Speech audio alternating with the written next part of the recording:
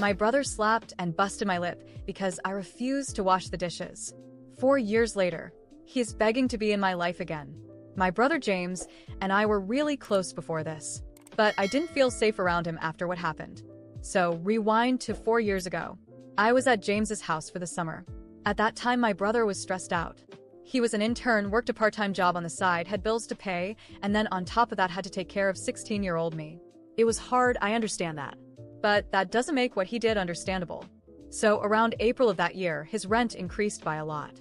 So he got another part-time job. One day after a long night shift, he came home, he was really tired and had to go to his second job. I could tell he was stressed out, so I made him some dinner. I left dishes in the sink, cause I also was very tired. I went to sleep and woke up the next day to him yelling for me to wash all the dishes before he got home. He was leaving for work and already did everything he needed to in the kitchen. I'm guessing the dishes just bothered him. I was like, okay, and was walking back into my room to go back to sleep like any normal person would cause I could just do it later. Then he goes bat poop crazy yelling at me that I'm lazy and can't do anything, and I'm always in my room 247. I was so confused, so I was like, bro, are you okay? And he saw that as a form of disrespect and slapped me. My brother is a gym rat who plays football and boxes crazy. I know. So, I'm like, what the F? You just hit me, and screamed at him. He said, STFU. And I continued yelling at him, and he hit me again, but this time he busted my lip, so my teeth bit the top part really hard, deep, and same with my bottom lip. So blood is dripping everywhere, and my brother says clean this mess up. I can't forget those words to this day. I proceeded to have a panic attack for about an hour and patched myself up. By that time, my lip was really swollen. It looked like I did the Kylie Jenner lip trend lipstick. I packed up all my things and left. I went back to my parents' house because again I was there for the summer. When I got home, I didn't tell my parents what happened. But later in the day my phone started blowing up. My brother was texting, calling, and leaving voicemails trying to reach me in any way possible. I blocked him on everything, and after he couldn't reach me, he talked to my parents and told them what happened. They of course were mad at him, but eventually got over it. After a month or so, I told him that I would not contact him again, that he should really leave me alone, and that he should stop trying because I would never trust him or feel safe around him again. I haven't contacted him since. But here comes the problem. This year I finally got an internship at a hospital where I've wanted to work since I was a little kid. I was so excited that I held the party for myself, put it all over social media, and invited all of my family except my brother. He found out. I'm unsure who told him yet, but I will figure it out. He got a hold of my social media. I'm unsure who gave it to him, but he contacted me using a fake account and asked why he wasn't invited. I told him I hadn't talked to him for the past 4 years, and why he would expect me to ever say anything to him again. He said that because he is family, he was hoping that I had forgiven him after what happened, and that I was too immature and needed to let him celebrate with me. He said that being an intern was a big part of his life too, and he could give me advice. I told him I didn't want anything from him, and that he should leave me alone. I blocked him. I blocked my brother again, and for a moment, I thought that would be the end of it. But as always, he found another way to sneak back into my life. The next day, I got a call from my mom. From the tone of her voice, I already knew it was going to be a difficult conversation. She started with the same old speech, saying that family is the most important thing in life, that I should let the past go, that James was sorry, and just wanted to reconcile. I took a deep breath, trying to stay calm, but the truth is, I was exhausted.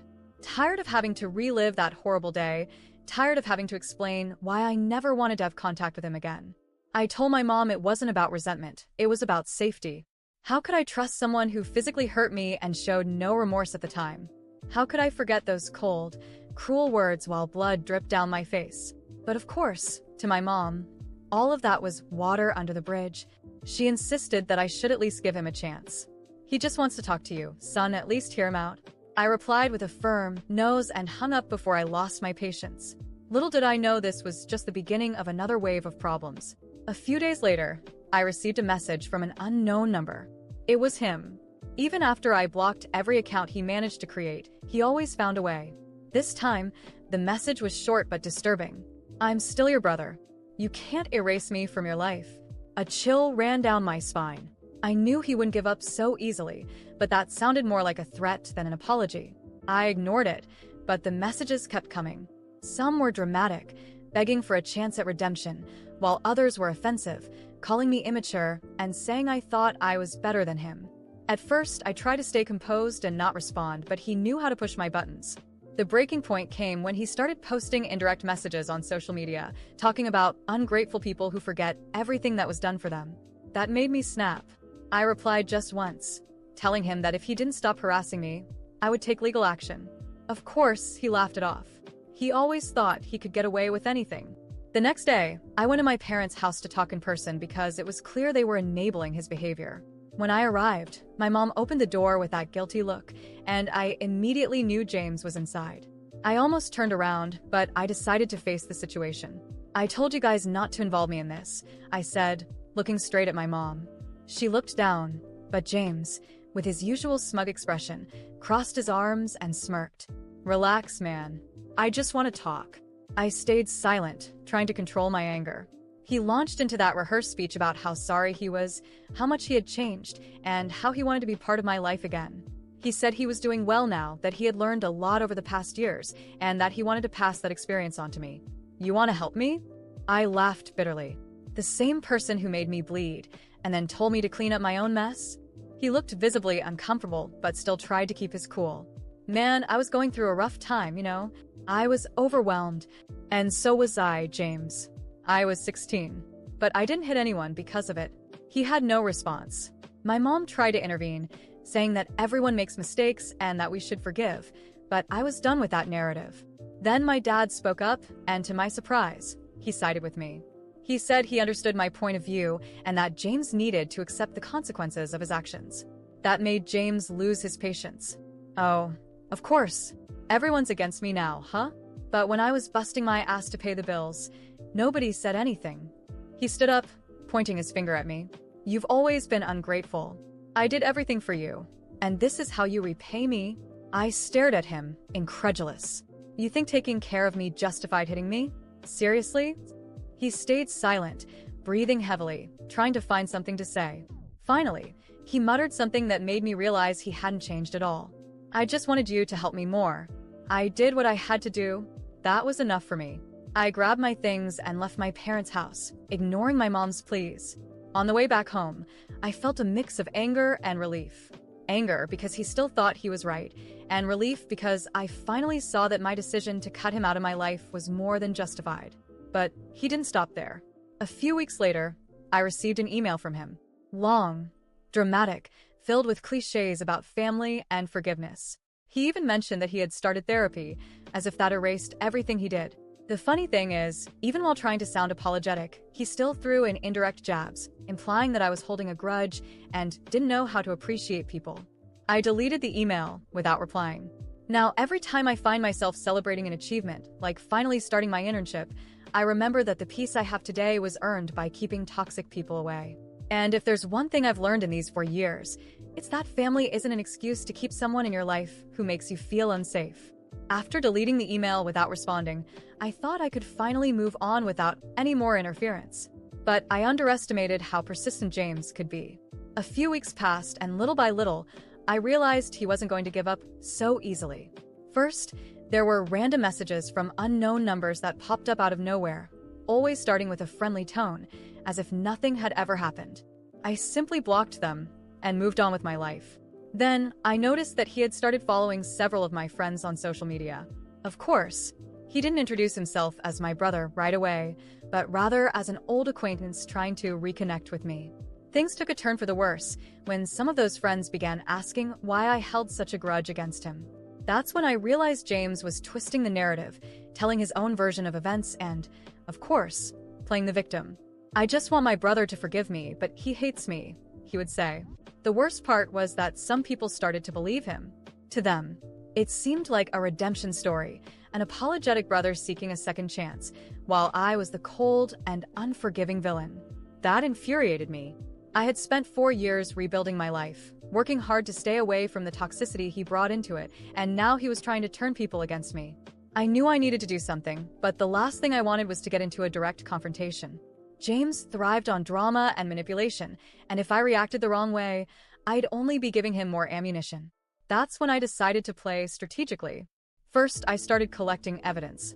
I saved every message he sent, every email, every social media screenshot, everything. If he ever tried something more serious, I'd be ready. But that wasn't enough. I needed to make sure he had no room left in my life, or in the lives of those around me.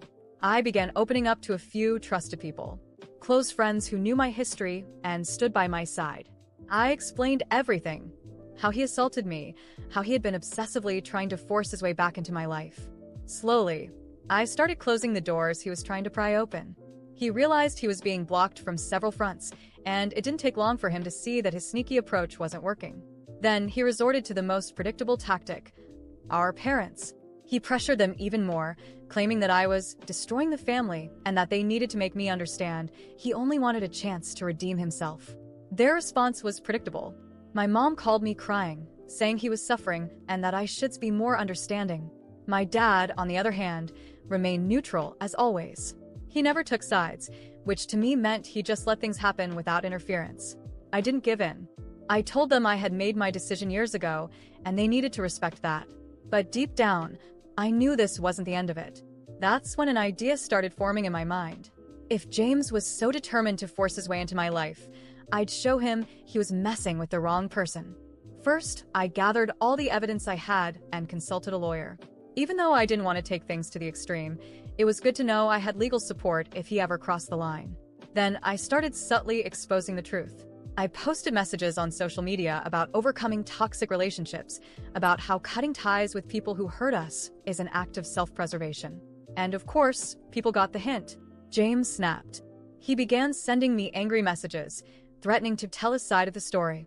But he had nothing because in the end, the truth was on my side. He tried confronting some mutual friends, saying I was manipulative and painting him as a monster. But no one bought it. Things got even more interesting when I found out James had lost one of his jobs. It seemed his obsessive behavior had started affecting his professional life. People were beginning to see that he wasn't as stable as he made himself out to be. I even heard from a few sources that he had a meltdown at work when someone casually mentioned my name. It was almost funny, but I knew for him, it was the beginning of the end. And then, something unexpected happened. I received another message from him. But this time, it wasn't manipulation. It was short and simple. You win. I won't bother you anymore. For a moment, I thought it was just another tactic to make me let my guard down, but days passed, and for the first time in years, there were no more attempts to reach me. It seemed like he had finally realized there was no place for him in my life anymore. Today, I can say I feel lighter. I know he's still out there, trying to fix the mess he created, but that's no longer my problem. I'm focused on my internship, my projects, and the people who truly care about me. I've learned that some battles don't need to be won through direct confrontation. Sometimes, you just have to be smarter and know exactly where to strike. It's been a while since everything happened, and I've had plenty of time to think, to process, to heal, or at least try. And the truth is, I've realized something important, something I wish I had understood sooner. No one should ever have to accept abuse. Not from a stranger, not from a friend, and certainly not from family. For years, I carried this weight, this feeling that maybe I was overreacting, that maybe I should have just forgiven James and moved on. People told me I was holding on to the past, that I needed to let go, that family is everything. But you know what? That's just a lie we're told to keep us trapped in toxic cycles. Family isn't everything when they hurt you. Family isn't everything when they make you feel unsafe. Family isn't everything when they leave you to pick up the pieces of their actions and expect you to do it with a smile. I used to think I had to be the bigger person, that I had to forgive, to find peace. But forgiveness isn't some magic fix that erases what happened. It doesn't undo the fear, the humiliation, the betrayal. And it sure as hell doesn't mean I have to let someone back into my life just because they share my blood. What James did to me wasn't just a moment of anger. It was a betrayal of trust so deep that I don't think I'll ever fully recover from it. And the worst part? It wasn't just the slap. It was the words. The way he looked at me like I was nothing. The way he made me feel like I deserved it. The way he told me to clean up the mess as if my pain was an inconvenience to him. That's what I can't forget. And then, after all these years, he thought he could just waltz back into my life like nothing happened. Like he deserved a place in my celebrations. Like he had any right to share in my success. That's the thing about abusers. They always think they deserve another chance. They always think that you are the one being unreasonable. But I know better now. I know that walking away was the best thing I ever did. People will say, but he's changed. And maybe he has. Maybe he hasn't. The truth is, it doesn't matter. Change doesn't erase the past. Change doesn't entitle him to my trust. Change doesn't mean I owe him anything. I've learned that protecting myself isn't selfish. It's survival. I refuse to be guilt-tripped into giving second chances to people who have shown me who they really are. I refuse to water down my pain to make others feel comfortable. And I refuse to believe that just because someone is family, I have to accept their behavior. If there's one thing I want to tell anyone reading this, anyone who's ever felt the weight of guilt and obligation dragging them back into the arms of someone who hurt them, it's this: you don't owe anyone your peace. You don't owe anyone access to you just because of history or blood ties. If someone made you feel small, if someone made you feel afraid, if someone made you doubt your worth, you have every right to cut them out and never look back. I won't sugarcoat it. It's not easy. There are days when the guilt creeps in, when you wonder if you made the right choice. But then I remember that peace I found in his absence. I remember how much stronger I am now, how much more I value myself. And I remind myself that choosing me was the right decision all along. So no, I won't go back. I won't let him, or anyone else, guilt me into thinking I should. And I hope that anyone who's ever been in my shoes realizes the same. You don't have to accept abuse. You don't have to carry someone else's baggage just because they expect you to.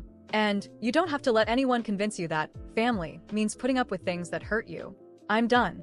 And I'm never looking back.